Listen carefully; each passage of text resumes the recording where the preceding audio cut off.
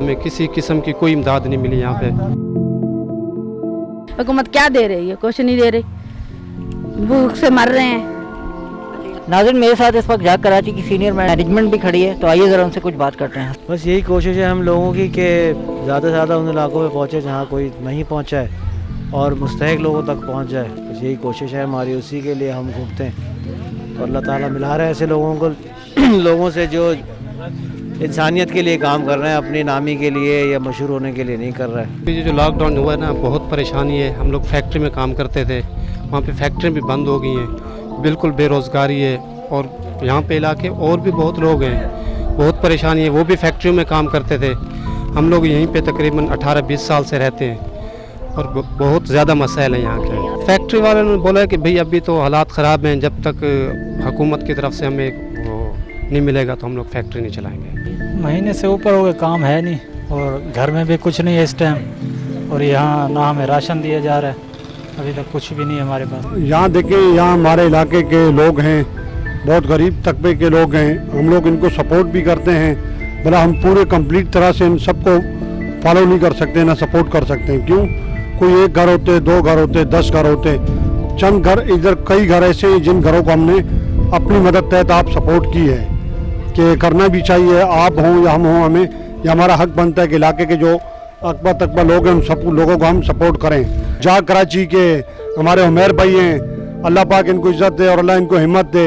इन्होंने भरपूर ताउन किया करते हुए आ रहे हैं। कराची में मुख्तलिफ इलाकों में इन्होंने भरपूर सपोर्ट की है।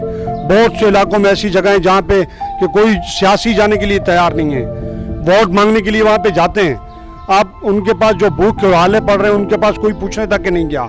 ये तो हम कहते हैं कि अल्लाह का शुक्र अदा करें कि उमैर भाई जैसे लोग कराची में जिंदा हैं और ऐसे लोग हों तो मैं कहता हूँ हमारी आवाम को किसी चीज़ की ज़रूरत नहीं है।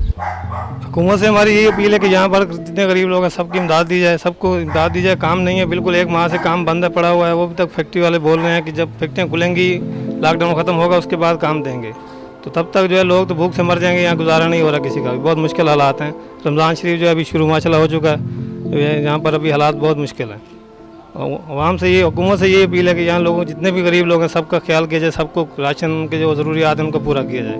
हाँ, बहुत पर मसले हैं ना। घर में बच्चे हैं छोटे छोटे, घर में कोई राशन नहीं है, कमाने वाला एक है, घर में तो कोई शय लभती भी नहीं है। हाँ, तो पता है, हुकूमत को भी पता है कितनी लोग परेशान हैं। हुकूमत क्या दे रही है? कुछ नहीं दे रही, भूख से मर रहे हैं। हाँ, मेरे शोहर बीमार रहता है ना हर वक्त, उनके घर में कुछ भी नहीं है खाने के लिए। जाते हैं तो कोई मिलता भी नहीं है, धक्के खा खा के वापस आ जाते हैं। अभी मैं गई थी, कुछ भी नहीं मिला, वापस आ गई। छोटे छोटे बच्चे हैं, साथ भी खड़े हैं छोटे छोटे बच्चे। कहाँ से कोई मजदूरी नहीं है, ना कोई खाने वाने की चीज़ है, कुछ भी नहीं है। भाईजान, हम ये बताना चाह रहे हैं कि पूरा 1.5 महीना हो गया, आवाम जो बिल्कुल भूखा मर रही। किसी को कोई मिल रहा है, किसी ने गवर्नमेंट वैसे दावे तो ऐसे कर रहे हैं कि ये दे रहे हैं तो वो आ रहे हैं तो ये ले रहे हैं, कुछ भी किसी को नहीं मिल रहा है। कोई किसी के साथ कोई तावन शावन नहीं कर रहा है। अब गवर्नमेंट को चाहिए कि जितनी आवाम है बेचारी, वो जो बेरोज़गार हैं, मजदूर हैं, उनको तो पहुँचा के दे ना। ये तो बोलते सुबह ही आ रहा है, शाम ही आ रहा है, परसों भी आ रहा है, कुछ भी नहीं आ रहा है। ये गवर्नमेंट को चाहिए कि भाई ये बेचारी गरीब आवाम को दे। अस्सलाम वालेकुम। आज हम औरंगी टाउन मियाँ वाली कॉलोनी में मौजूद हैं, सेक्टर मोमिनाबाद में। यहाँ पे हमारे एक सीनियर वॉलंटियर हैं मलिक सफ़ीर साहब, जो इसी मोहल्ले के रिहायशी हैं। ये हमारे पास आए थे, इन्होंने अपने कुछ हमें आईडी कार्ड्स दिए कि ये लोग हैं जो मुस्तहिक हैं। हम इस तरीके से किसी को भी नहीं देंगे, हम खुद जाएंगे, वेरीफाई करेंगे और वो लोग जो मुस्तहिक हैं वो उनको एक फॉर्म हमने प्रोवाइड किया है। उस फॉर्म को फिल करवाने के बाद मस्जिद के या इलाका इमाम बार के पेश इमाम से उसकी तस्दीक करवाने के बाद वो हमारे इलाका नुमाइंदा मलिक सफ़ीर साहब को वो देंगे।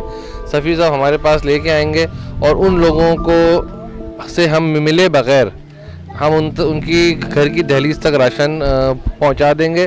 तो बस आपसे भी यही है, इस बात में मैं इतनी सी आप लोगों से रिक्वेस्ट करूंगा कि हम जो ये काम का हमने बेड़ा उठाया है अपने लोगों की इमदाद का, तो वो तमाम लोग हमारे साथ आएँ, आके हमारा हिस्सा बने। जो हमें रकम नहीं दे सकते हमें राशन दें, जो रकम और राशन नहीं दे सकते वो हमारे साथ एज अ वॉलंटियर आएँ कि आके हमारे साथ इस इमदादी कामों का हमारे वो हिस्सा बने, कि हम उनको एड्रेसेस देंगे, वो जाके उन मकामी लोगों में उन एड्रेसेस पे जाके राशन जाके तकसीम करे। ये भी बहुत बड़ा सदका जारी है। शुक्रिया।